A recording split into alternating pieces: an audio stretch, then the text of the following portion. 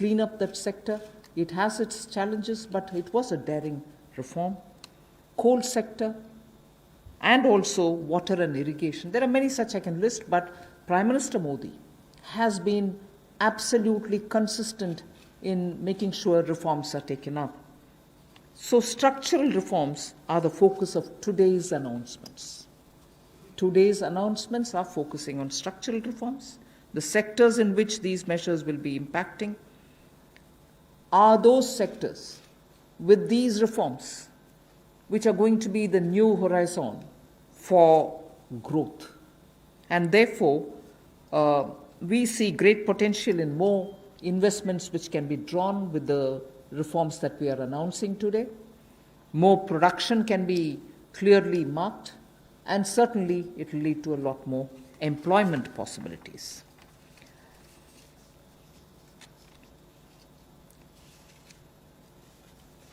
We can actually start off with some preliminary slides before I go into talking about today's announcements, which will explain all the steps that we've taken in the recent past to make sure that investment come into this country and also make India a far more business-friendly destination. Before I go into that, it is important for us to recall that steps which have been taken earlier have been announced variously at different times.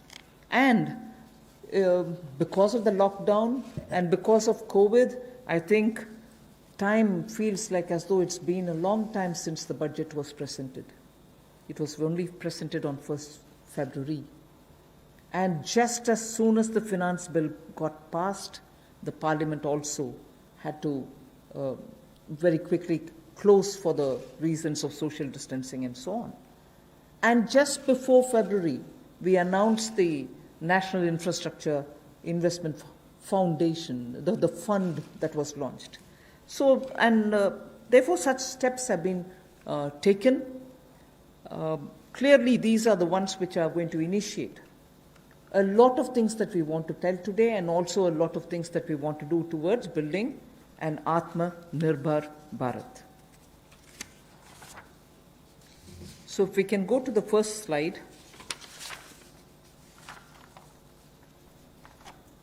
The policy reforms to fast-track investments. In the last couple of months, an empowered group of secretaries has been formed who also looked at project development, and project development cells were formed in various ministries. Ranking of states on investment attractiveness is also being worked out. This will make them compete for new investments. And promotion of champion sectors, such as the solar PV manufacturing and so on, the advanced cell battery storage research, these kind of activities are also being given a priority.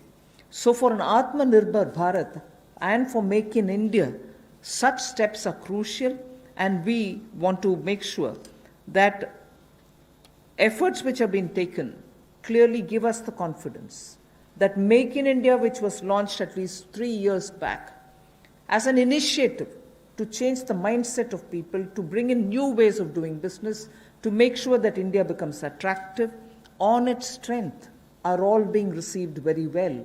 So today, if I look at Make in India for Atmanirbhar Bharat, the foundation was laid earlier, and many investors have found that India's market, size of India's market, the aspirational middle class, the rule of law which prevails, and also making sure the talent pool which exists in India makes India an attractive destination for producing for India and also for producing in India and exporting from India. So that is exactly what has been shown here, and incentive schemes are being given for these champion sectors. So we need to clearly understand the purpose with which, when we talk of Atmanirbhar Bharat, it is on all these steps building India's strengths.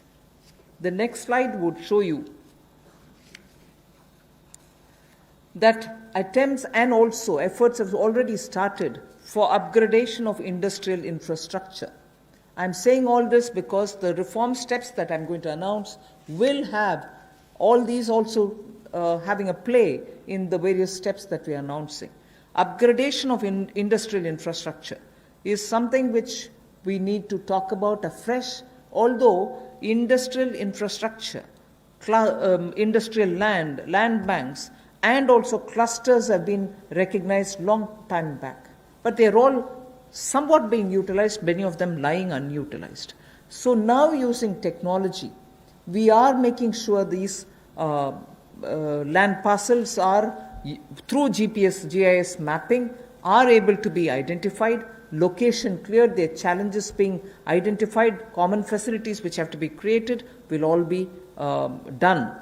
3,376 industrial parks and estates and SEZs have between them, have among them 5 lakh hectares, all of them mapped as industrial information system can map them for future use. So this will be a part of the portal which we'll be running, so that it will be available for any future potential investor to say, I know land exists there, we can go set up a business there. In the meanwhile, the state government working with the center is going to provide all the common facilities. So all industrial parks also will get ranked by 2020-21 so that we know what is the level of readiness that they have and how ready they are for competition. So with this said as a broad introductory statement, I just want to highlight the 8 sectors about which we are going to talk, where reforms are being brought in. Coal, minerals, defense production. I read out separately the next 3, although they together contribute for flying, airports, and also aerospace-related matters. Airspace management, airports, MRO, which is maintenance, repair, and overhaul. So those 3 all go over to the civil aviation area. Distribution companies in the union territories, power distribution companies in the union territories. Space sector where ISRO and others have been flag bearers for India. Atomic energy. So 8 sectors, but I will be showing you about 10 to 12 slides, all of them explaining each one of these sectors in detail. नमस्कार। आत्मनिर्भर भारत की जो कल्पना माननीय प्रधानमंत्री जी ने हम सबके सामने रखी थी और 20 लाख करोड़ का पैकेज देश भर के लिए लाए थे, उसी कड़ी में आज चौथी प्रेस वार्ता में नए क्षेत्र कौन से हमारे विकास के लिए हो सकते हैं, उसको लेकर क्या बदलाव, क्या रिफॉर्म्स लाई जा सकती हैं, उसको लेकर आज हम आप सबके सामने आए हैं। क्योंकि माननीय प्रधानमंत्री जी ने कई बार पहले भी कहा है, रिफॉर्म, परफॉर्म, ट्रांसफॉर्म, और उसी दिशा में सबसे पहला कदम है रिफॉर्म्स लाने का। पिछले कुछ दिनों में एमएसएमई सेक्टर हो या एग्रीकल्चर सेक्टर हो, इनकी परिभाषाएं चाहे एमएसएमई की हो, ये एसेंशियल कमोडिटीज़ एक्ट की हो, एपीएमसी एक्ट की बात हो, इनको बदलने से ही इतनी पॉजिटिव बातचीत पूरे देश भर में हो रही है। एक सकारात्मक सोच इन दोनों वर्गों में देश भर के करोड़ों लोगों के बीच में चल रही है। एक नया क्षेत्र या बाकी नए क्षेत्र, जिनकी माननीय वित्त मंत्री जी ने अभी बात कही कि 8 नए क्षेत्रों को लेकर आप सबके सामने आए हैं। ये भी कहा कि आत्मनिर्भर भारत को कड़ी प्रतिस्पर्धा के लिए तैयार रहना होगा, हर चैलेंज के लिए, चुनौती के लिए तैयार रहना होगा, और जहाँ जहाँ नीतिगत बदलाव चाहिए वहाँ नीतिगत बदलाव लाने के लिए भी हम लोग तैयार हैं।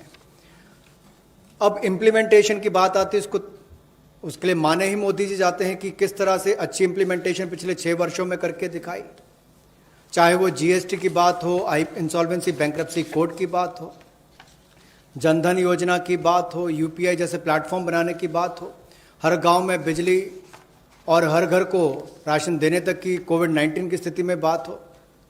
तो इसलिए इस सेक्टर्स में भी तेजी कैसे आए, फास्ट ट्रैक इन्वेस्टमेंट की कैसे हो, उसके लिए एम्पावर्ड ग्रुप ऑफ सेक्रेटरीज का गठन किया गया है, जो निजी निवेश की मंजूरी के लिए गति देने का काम उसमें से करेंगे ताकि उसमें सहायता मिल सके और आकर्षित हम विदेशी निवेश को कर सकें। प्रत्येक मंत्रालय में प्रोजेक्ट डेवलपमेंट सेल बनेगा जो ये तय करेगा कि किस क्षेत्र में निवेश आ सकता है, कौन निवेशक हो सकता है, इनसे बातचीत करेगा और राज्यों से और केंद्र से बात भी करेगा ताकि निवेश करने वाले को कहीं पर दिक्कत ना आए। एक तरह से हैंड होल्डिंग करने का काम यहाँ पर होगा। राज्यों की रैंकिंग भी होगी, उनकी कितनी अट्रैक्टिव पॉलिसीज हैं कि इन्वेस्टमेंट के लिए, यानी कि निवेश के लिए कितनी आकर्षित करने वाली उनकी योजनाएं हैं, उसके ऊपर डिपेंड करेगा उनकी रैंकिंग को। और नए चैंपियन सेक्टर्स को बढ़ावा देने के लिए, चाहे वो सोलर पीवी हो, इसकी मैन्युफैक्चरिंग की बात हो, या एडवांस सेल बैटरी मैन्युफैक्चरिंग की बात हो, इसके लिए भी जो भी इंसेंटिव देने होंगे वो भी हम लेकर आएंगे ताकि इन क्षेत्रों में भी बढ़ावा, ऐसे और कई क्षेत्रों में भी बढ़ावा मिल सके जो नए चैंपियन सेक्टर्स हैं। अब इंडस्ट्रियल इंफ्रास्ट्रक्चर की अगर बात करें, औद्योगिक बुनियादी ढांचे में उसके उन्नयन के लिए इस योजना को लाया गया है ताकि देश भर में जो लगभग 3,376 industrial park, industrial estate, SEZ, ये लगभग 5 लाख हेक्टेयर्स में फैले हुए हैं और इन सब की जानकारी आपको औद्योगिक सूचना प्रणाली यानी कि IIS पर मिलेगी, जिसकी GIS मैपिंग की जाएगी ताकि निवेश करने वाले को कोई दिक्कत ना हो। जो उसको बाद में दिक्कत आती थी ज़मीन से जुड़े मुद्दों को लेकर, वो भी दूर होगी।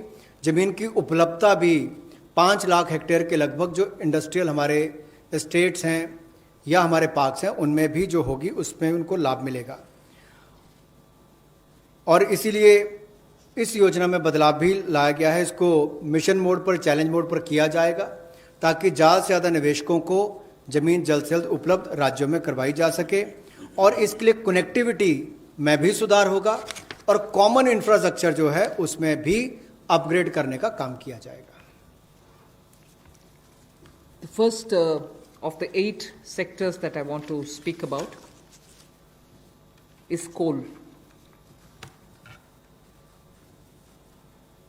There are 4 slides all speaking about the various steps, but I will run through about all the 4, even though the sequencing may be a bit different.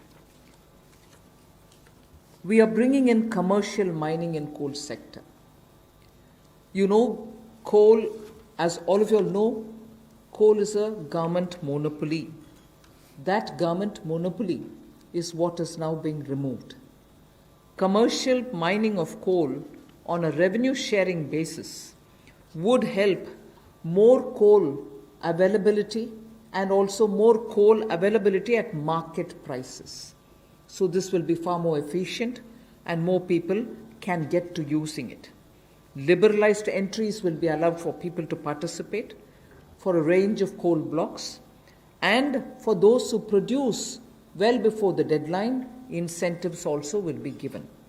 But let's first understand, if India, which is the 3rd richest or which has the 3rd largest and 3rd large valued coal availability in its mines, in untapped mines, meaning it has the 3rd valuable deposit of coal, and we still import coal, and we still sometimes feel that the energy sector is suffering because raw material is not available.